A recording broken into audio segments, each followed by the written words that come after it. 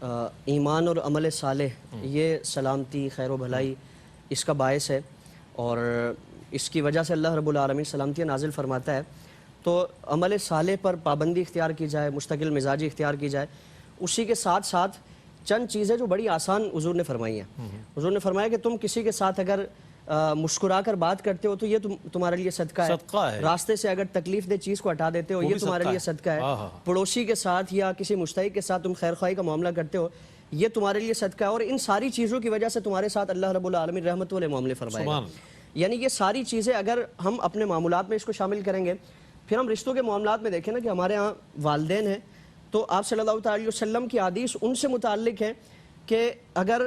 والدین ہمارے لیے دوزخ ہیں اور والدین ہی ہمارے لیے جنت ہیں، حضور کی واضح حدیث ہے۔ یعنی دنیا میں بھی اگر ان کی خدمت اور فرما برداری کا معاملہ کیا جائے گا تو اللہ رب العالمین دنیا میں بھی جنتوں کا اور نعمتوں کا، انعام و اکرام کا معاملہ فرمائے گا۔ پھر اسی کے ساتھ ساتھ آپ صلی اللہ علیہ وسلم نے بیوی سے متعلق فرمایا کہ بہترین شخص وہ ہے جو اپنی بیوی کے ساتھ بہتر ہو، اور بہتر صدقہ وہ ہے جو انسان اپنی بیوی کو، اپنے گھر والوں کو کھلائے۔ یعنی خیر کے نزول کا اللہ رب العالمین نے ایک ذریعہ اس کو قرار دیا کہ اللہ رب العالمین اس گھر پر رحمتیں برکتیں نازل فرماتا ہے۔ پھر اسی طرح پڑوسیوں کے حقوق کے متعلق، رشتہ داروں کے حقوق کے متعلق حضور کی حدیث ہے کہ جو شخص یہ چاہتا ہے کہ اس کے رزق میں کشادگی ہو، اس کی عمر میں اللہ رب العالمین برکتیں عطا فرما دے، تو فرمایا کہ اپنے رشتہ داروں کے ساتھ خیر خواہی کا معاملہ کرے۔ پھر آپ صلی اللہ علیہ وسلم پھر قرآن کریم کی وہ آیت کریمہ ہے اور اس میں ایک وظیفہ بھی بیان فرما دیا گیا، خیر و برکات کے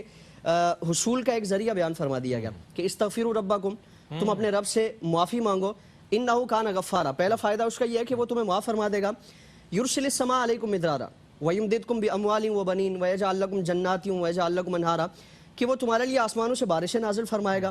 اور تمہارے لیے اللہ رب العالمین سبزیوں کا، دیگر نعمتوں کا، انعام و اکرام کا معاملہ فرمائے گا۔ یعنی ایک عمل ہے اللہ رب العالمین اس کے بدلے میں ہزاروں رحمتیں، ہزاروں برکتیں نازل فرماتا ہے۔ حضرت امام حسن بصری کا شریف حصول رحمت کا ذریعہ قرار دیا گیا۔ حضرت امام حسن بصری کی بارگاہ میں